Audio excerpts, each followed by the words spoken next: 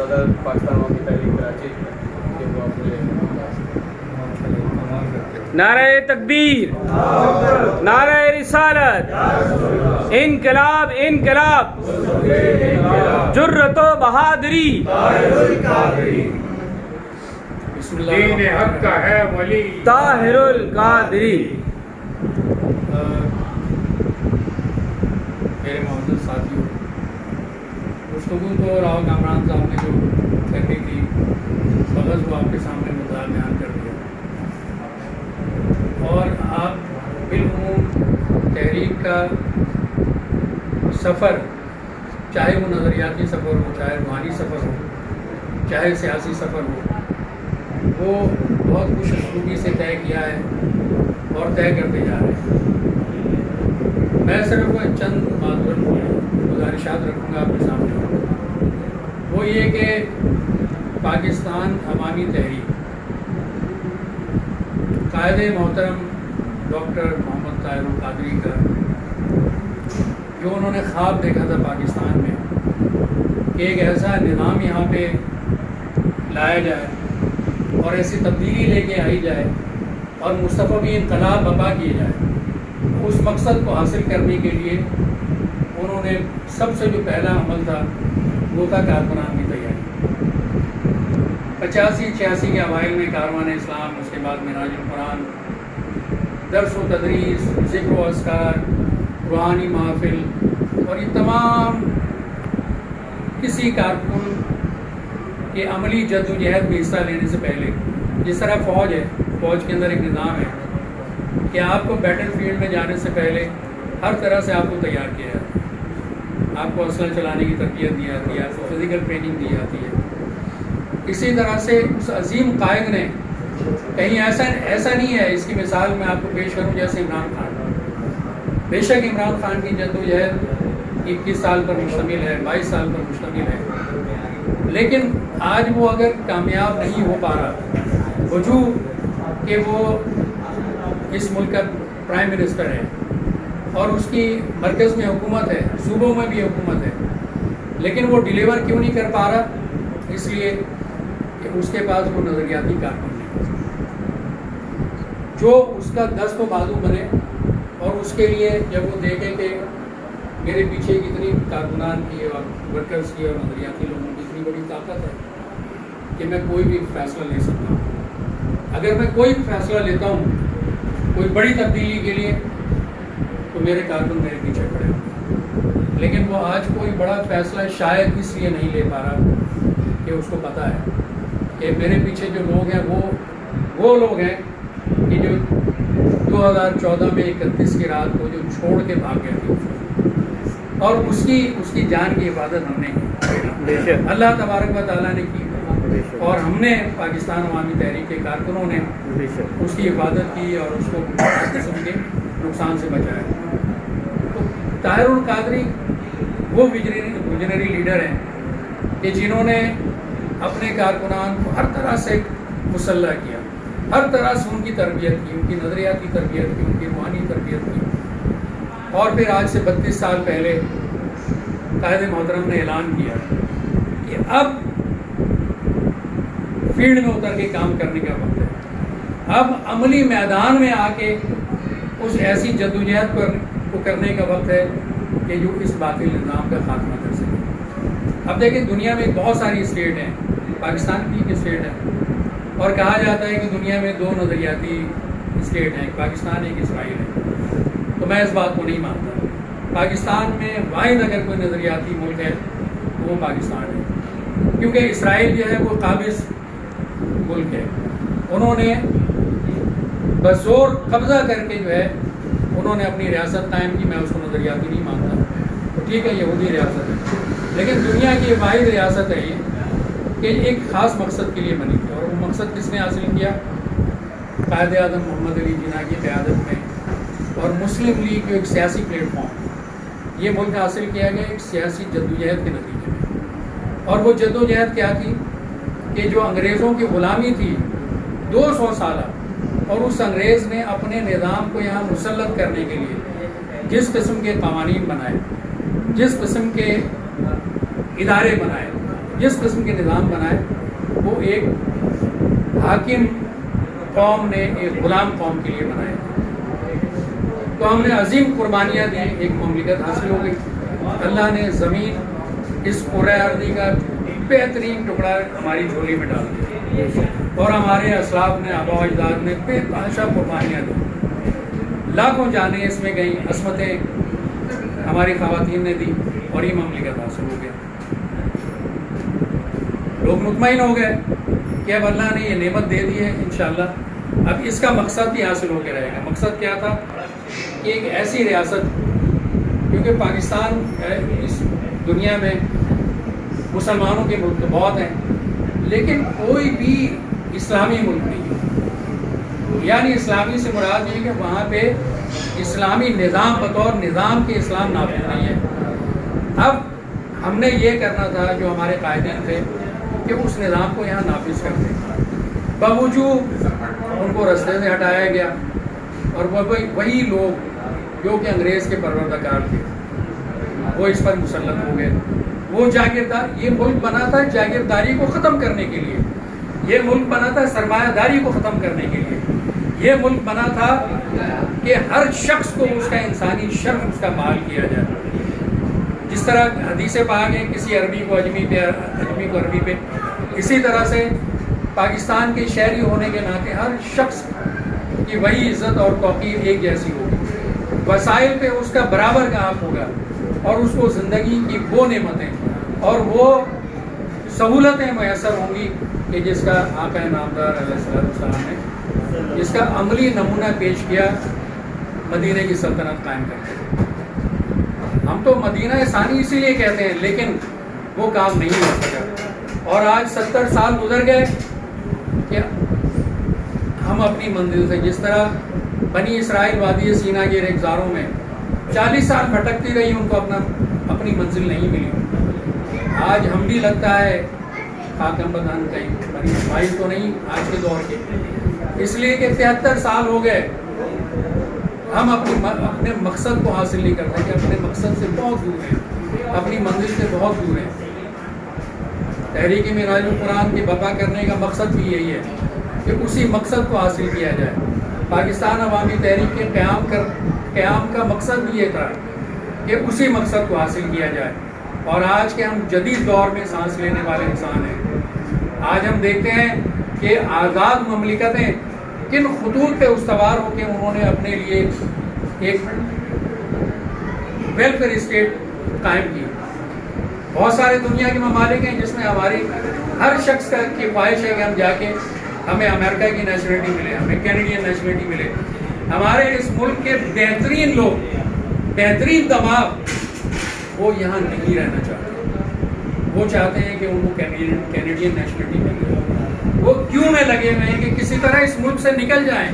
इसकी वजह क्या है कि ये मुल्क जहन्नुम बना दिया गया है शुरफा के लिए, ये मुल्क जहन्नुम बना दिया गया है कमज़ोरों के लिए, ये मुल्क जहन्नुम बना दिया गया है मुस्तदफीन के लिए। कमज़ोरों का यहाँ कोई पुरसाने हाल नहीं है, यहाँ ताकतवर का राज है। जिसके पास पैसा है उसकी इज्जत है और वो एक तबका, एक टोला, वो इस्टेब्लिशमेंट, वो सरमायादार, वो जागीरदार जिसने इस मुल्क पे कब्जा किया है, उन्होंने अपने कब्जे के इस्तेहकाम के लिए, उन्होंने अपने कब्जे को कायम रखने के लिए वो अपना हर हरबा इस्तेमाल करते हैं। अब ये देखें कि पाकिस्तान की सियासत में किस तरह से ऐसे लोगों को शामिल किया जाता है कि जो हमें मज़हब के नाम पे बांटते हैं। ऐसे लोगों को यहाँ प्रमोट किया जाता है कि जो मज़हब के नाम पे तकसीम करते हैं।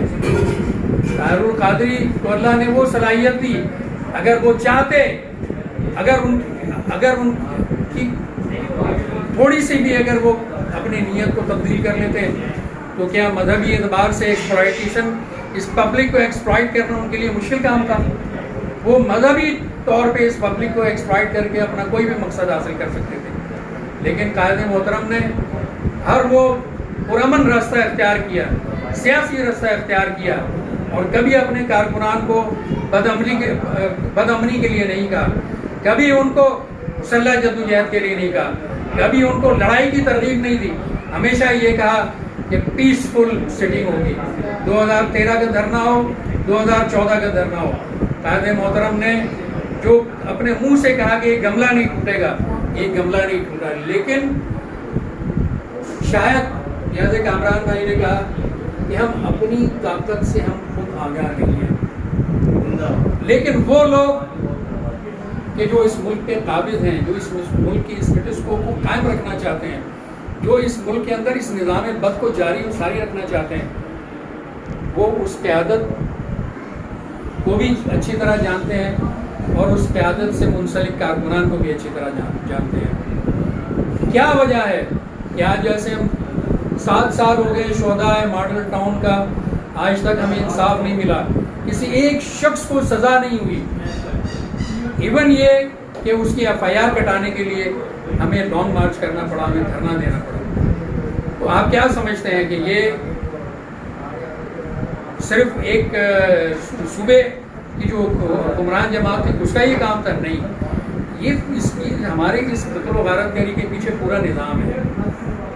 وہ اچھی طرح جانتے ہیں کہ اگر اس وقت اس قیادت کو اور اس سے منسلک کارکنان کا رستہ اگر نہیں روکا گیا, ان کا خون بہا کے ان کے حوصلوں کو پست نہیں کیا گیا, تو یہ تو اس نظام کو تلپٹ کر کے رکھ دیں. اور نظام کیا ہوتا ہے؟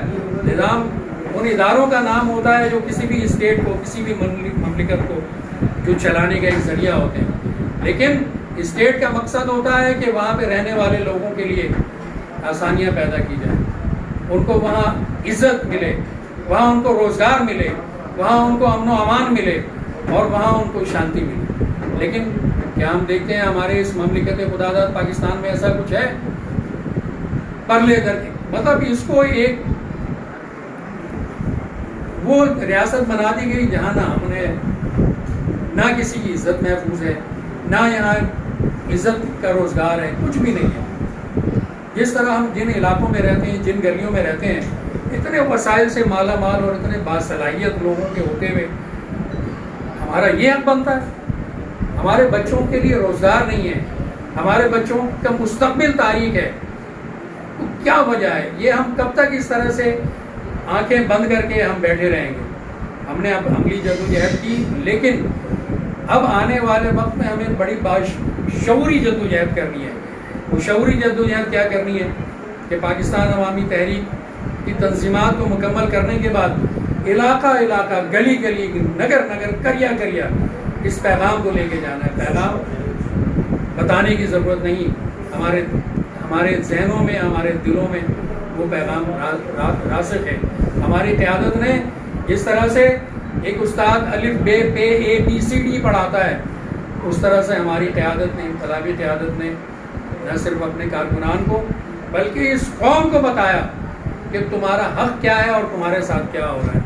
وہ کون سے طبقات ہیں, وہ کون سے گروہ ہیں کہ جن سے تمہیں لڑنا ہے, سیاسی طور پہ لڑنا ہے, اپنی جدوجہد کو آگے بڑھانا ہے تاکہ ان طبقات سے خلاصی ملے اور اس نظام کو تلپٹ کر کے پھر وہ نظام جو اس ملک کے عوام کے لیے راحت کا سبب ہو, اس ملک کے عوام کو آگے لے کے جائے.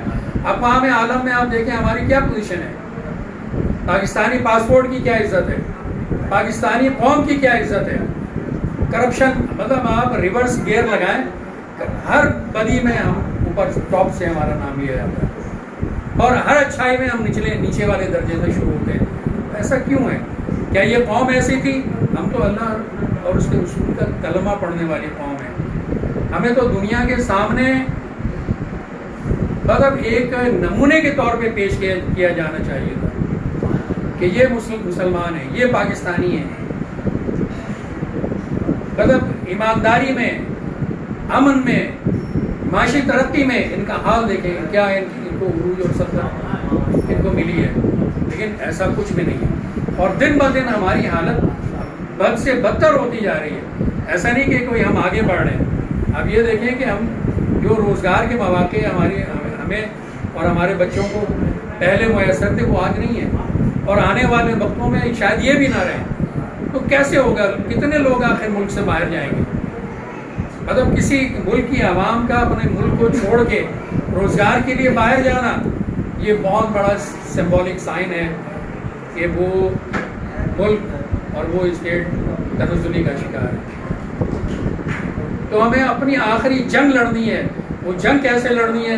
ہم نے یا تو اپنی کاز پہ لڑنی ہے کہ ہم اپنے ہدف متعین کریں اور اس ہدف کو حاصل کرنے کے لیے اپنی آخری جدوجہد کریں، یا پھر یہ کہ ٹھیک ہے جس طرح سے دوسرے لوگ ہیں وہ چل رہے ہیں، کسی کو جدوجہد کرتے ہوئے 60 سال ہو گئے، کسی کو 70 سال ہو گئے، کسی کی سیاسی عمر 100 سال سے بھی زیادہ ہے. تو اگر اسی طرح چلنا ہے تو پھر یہ معاملات چلتے رہیں گے. لیکن ہمارا جو نعرہ ہے، ہمارا جو سلوگن ہے، وہ اس چیز کا متقاضی ہے کہ ہم اپنی صلاحیتوں کا بہترین استعمال کریں، اپنے شعور کو اور آگے بڑھائیں. کہ ہمیں دیکھیں سیاسی جدوجہد کے لیے ہمیں صرف یہ نہیں کہ ایک نعرہ دے دیا گیا ہے کہ نظام کو بدلو اور چہرے نہیں، نظام کو بدلو. تو ہمیں پتہ ہونا چاہیے کہ جو نظام ہم پر مسلط ہے وہ کیا نظام ہے. یہ وہی نظام ہے میرے بھائی جو انگریز چھوڑ کے گیا تھا، وہی تعلیمی نظام ہے، وہی عدالتی نظام ہے، وہی سماجی نظام ہے، وہی ساری چیزیں ہیں. اور جو ہمارے دستور ساز اسمبلی نے جو 73 کا آئین بنایا، آپ دیکھ لیں آئین کا وہ حصہ جو عوام کے حقوق سے متعلق ہے وہ معطل ہے. اور اس کے بعد جتنے بھی شق ہیں جو ان اشرافیہ کو طاقت دیتے ہیں وہ بدستور آئے گا. پولیس کا نظام آپ دیکھ لیں، کسی بھی اسٹیٹ میں پولیس جو ہے وہ اپنے عوام کو سکون دیتی ہے، لا اینڈ آرڈر کی سچویشن کو کنٹرول کرتی ہے. وہاں پہ جو چور اچکے ڈاکو اور بد کردار لوگ ہیں ان کا سد باب کرتی ہے، شریف اور عام انسان کے ساتھ کھڑی ہوتی ہے. لیکن آج کیا ہے کہ وہ ادارے عوام کے ساتھ ہے ہی نہیں. اگر کل کو مجھ سے میرے ساتھ کوئی ناانصافی ہوتی ہے، نہ عدلیہ میرے ساتھ ہے، نہ یہاں کا جو بھی نظام ہے پولیس کا نظام وہ میرے ساتھ ہے. وہ کس کے ساتھ ہے؟ وہ امیر کے ساتھ ہے. وہ کس کے ساتھ ہے؟ وہ مالدار کے ساتھ ہے، وہ چودھری کے ساتھ ہے. غریب کا بچہ جیسے کامران کہنے کا کہ دھنیے کی چوری میں کوئی اس کا پرسان حال نہیں. اور وہ طبقات جو اس ملک کو لوٹ کے کھا گئے، جنہوں نے ہماری نسلوں کا مستقبل تاریک کر دیا ہے، چھٹی والے دن عدالتیں کھلتی ہیں اور پیش ان کو اور فیصلہ بھی اسی دن ہوتا ہے. اگر ہمیں یہ نظام قبول ہے یہ چلتا رہے گا، اور اگر قبول نہیں تو اپنی پوری صلاحیتوں کا ہمیں بروکار لانا ہوگا. آئیے پاکستان عوامی تحریک، ٹھیک ہے ہمارے پاس وسائل کی کمی ہے، ہمارے پیچھے کوئی وڈیرا، کوئی چودھری، کوئی جاگیردار، کوئی بیرونی ایجنڈا، لیکن ساتھ ساتھ میں یہ بھی کہنا چاہوں گا کہ ہماری جو تنظیم ہے پاکستان عوامی تحریک ہو یا تحریک میلاد القرآن ہو، اس جیسی تنظیم کوئی دنیا میں نہیں. آپ کوئی ایسی تنظیم بتا دیں کہ دنیا کے 100 سے زیادہ ممالک میں جس کی برانچز دنیا کے 100 سے اسٹرینتھ ہے نا ہماری کہ دنیا کے 100 سے زیادہ ممالک میں ہماری لائبریریز ہیں، ہمارے اسلامک سینٹرز ہیں، ہماری تنظیمات ہیں، اور لاکھوں کروڑوں لوگ پاکستان کے اندر ہی نہیں بلکہ پاکستان کے باہر بھی اس سے جڑے ہیں. تو جب ہم اپنی سیاسی جدوجہد کو آگے بڑھائیں گے تو انشاءاللہ ہمارے لیے آسانیاں بھی ہوں گی. وہ اللہ تعالیٰ غیب سے بھی، اور وہ طاقتیں جن کو ہمارے قائد انقلاب نے اپنی محنت سے شبانہ روز دیکھیں. ڈاکٹر صاحب اگر آج پاکستان میں نہیں ہیں تو کیا سمجھتے ہیں آپ کہ وہ باہر رہ کے وہ جس طرح کام کر رہے ہیں، جس طرح تصنیف و تعلیف کا کام کر رہے ہیں، اس عمر میں بھی دورہ جات اور تنظیمات سے ان کے جس طرح سے روابط ہیں، اور جس طرح پوری دنیا میں ان کے دورہ جات جاری رہتے ہیں، تو وہ کس لیے ہے؟ وہ اسی لیے کہ پاکستان میں آنے والے وقت میں جو انقلاب یا جو نظام کی تبدیلی کے لیے بڑا مارکہ ہونے جا رہا ہے، اب وہ مارکہ سیاسی بنیادوں پہ ہو یا وہی 1 کروڑ نمازی کا کانسیپٹ ہو یا کوئی اور رستہ ہو، تو اس کے لیے ہمارے پشت پہ کوئی ایسی قوتیں ہوں، ہمارے وسائل کی دستیابی جو ہے وہ ممکن ہو سکے. قائد محترم اس کے لیے کام کرتے ہیں. تو ہمیں بطور کارکن کے اور ایک انقلابی رستے کے مسافر کے ہمیں اپنا حصہ جو ہے وہ پوری شرح صدر کے ساتھ اور پوری کنسنٹریشن کے ساتھ، مطلب اس کے اندر ذہنی ابہام نہ ہو. اگر کوئی ابہام ہے، قیادتیں موجود ہیں، آپ ان سے پوچھیے. اگر کوئی ابہام ہے، اس کے لیے قائد محترم کی کتابیں ہیں، کیسٹیں ہیں، تقریر ہے. 32 سال سیاسی جدوجہد ہے، ان سے رجوع کیجیے.